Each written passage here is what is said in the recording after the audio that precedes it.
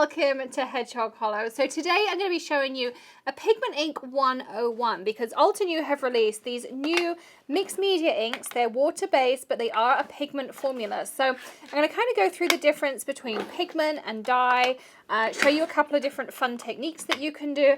I'm definitely not a mixed media artist, but I've had a lot of fun playing with different ideas with these. So first of all, let's talk about the difference between something like their crisp dye ink and these pigment inks. So the crisp dye ink is also water-based, but it is absorbed into the cardstock. So you can only use it on light colored cardstocks. If I use it on something like black or things like that, you're going to find that it gets absorbed in and you don't even see it. Whereas if I was to use a pigment, the pigment will sit on top of your surface because A, it doesn't dry as quickly and it has these like particles in it that sit on top of your cardstock so it will pop.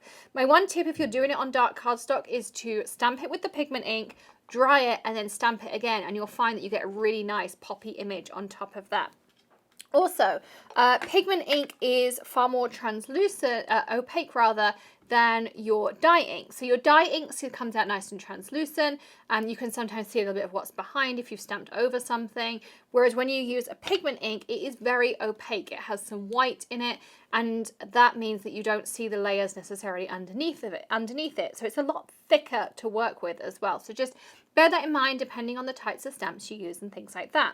Now, as I say, it doesn't dry immediately because it doesn't all soak into your cardstock. It sits on top of your cardstock, which means you have some opportunity for some fun techniques. Now, one really easy way I'm going to demonstrate to you how these do not dry instantly is on this card that I created here. So there's a couple of techniques in here, and it is super, super simple. So I can't wait to show you how I created this. So this is an Altenew stencil. It's called Wonderful Wreath. And I'm going to take some of my purple tape here. And we're just going to split that in half. So I'm going to just tape on the back here, however I want it to be.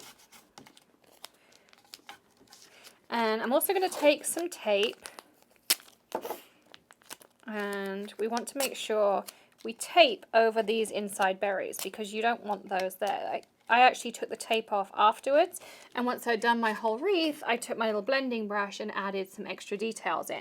But that was really, really easy to do. So let's start off. I'm just going to use the 3 shades of green, and I'm going to start with my lightest shade, and I literally just went around, and you can see it's a thicker consistency. You see, I can't see my stencil around it. It looks like it's, it's sitting on top, and this is going to stay wet for a little bit. So I'm going to go all the way around and add in my lightest shade. Now, because this stays wet, I can now add additional colours in. Now, you could use blending brushes if you want, but ink is a suspended medium, and so you can kind of mix between shades. So what I did was I just very gently took my next shade, which is Forest Glades, and you can see I'm just kind of dabbling over it. Now, as I say, you could use a sponge and things, but this will not harm your ink pads. As long as you go, I would suggest you go from light to dark rather than dark to light, just to avoid cross-contamination that you don't want. But my ink pad is still just fine. And then you'll notice these also have clear lids, so it's nice to see through. And then I'm taking my darkest shade, and I'm doing the same. And you can decide, how much dark or detail you want. But this is going to give me a really nice layered effect. I'm just giving it kind of a tap or a pounce, that kind of technique. And then we're going to take off our stencil. And you can see there, now I have lots of texture and things in there. Really, really pretty. Now this already is not dry yet. So we also have the opportunity to add more dimension. And to do that, I'm going to take off my masking tape, and I'm going to pour over this translucent pearl Altenew powder. Let's grab a piece of scrap paper underneath, and we're just going to tip it all over like this, and take it off. We'll put back our excess, just like so. And we'll just grab our heat gun and heat this. And so you're going to see it's going to become embossed. It's going to pop beautifully. Now this is translucent with some glitter in it. So it does give a really nice effect once it's set. It will go from kind of this, looks like sugar crystals on there, and then it's going to melt, and it's going to go, as you can see, it's going clear, but it has that pearlescent effect in it. And I did a fairly thin coat of embossing powder. Now, you can do this a couple of different ways. You can build up the coats too, but this way kind of gives you a crackled effect too, the way I've done it, leaving it for a few seconds. So that means that it kind of really looks like dewdrops on a leaf, or kind of the texture of a leaf, which I really like. I'll show you in a second as soon as this is heated and done.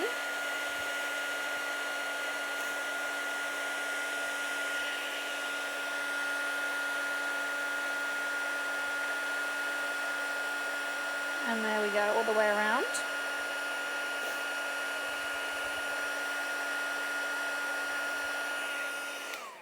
And so that's my little wreath, a little bit of shimmer in there. It's also got a clear kind of coat on it, so it looks glossy. And then I just added a couple of red berries in. I used the coral berry on a blending brush through that same stencil through the middle, and I added the You Can Do Anything from the Fancy Greetings Altenew set, and then just mounted it up on my card base. Really effective, really simple. Now, because it doesn't soak into your cardstock, it's also great for blending with. So if you want to practice your blending techniques, pigment inks are a great way to do that, because they don't dry so quickly, so they're not going to soak in as fast. So same thing, I'm going to take my tape, and I'm going to make sure I can't see that bit green so it doesn't transfer. And here I'm going to use the coral berry, the ruby red, and the frosty pink. Now, to do this, I just take my first color, dab it in. Again, it's pigment ink, so it's going to take a minute to dry. So we're going to start off wherever you want your lightest shade to be.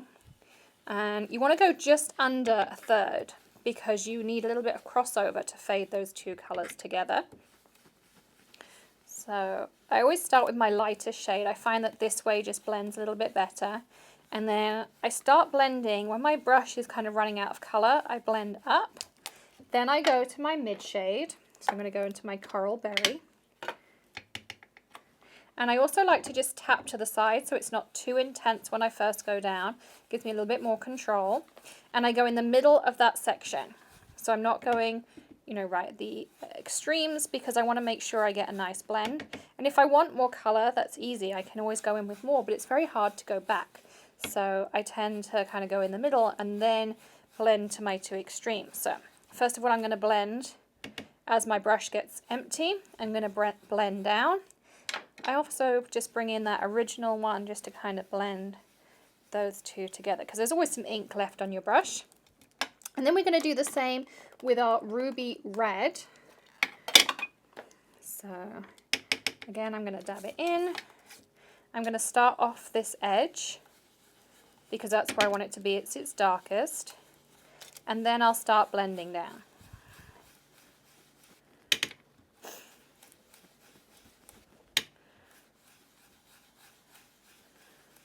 And so you can see it's fading out really nicely into that middle coral berry shade. And if you want a bit more coral berry, you can go in, add a bit more color, blend the two together. Making sure I don't go down too low, because I don't want that light color to kind of go too dark either. So it's just finding that happy medium. But as I say, because it's pigment, it takes a little bit longer to dry. And you can see there how I got that beautiful shading through the three shades there, that kind of ombre effect. I'm going to put my lids back on. And then I heat dried this so that I made sure it was really well dried, because I didn't want to add any embossing powder or anything on this color. And then I took the Mega Greetings set that they have, this one here, and I added it in the jet black pigment, just like this. And again, I used that same translucent pearl embossing powder over the top. So you can see again, look how pretty all that sparkle is on there. And it really pops so easy, one layer, but it looks like multiple layers on there. And it just adds that little bit of interest. So that is how easy pigment inks are to use. And so the main differences are that you can use pigment inks on dark cardstock, but my top tip is to stamp it twice.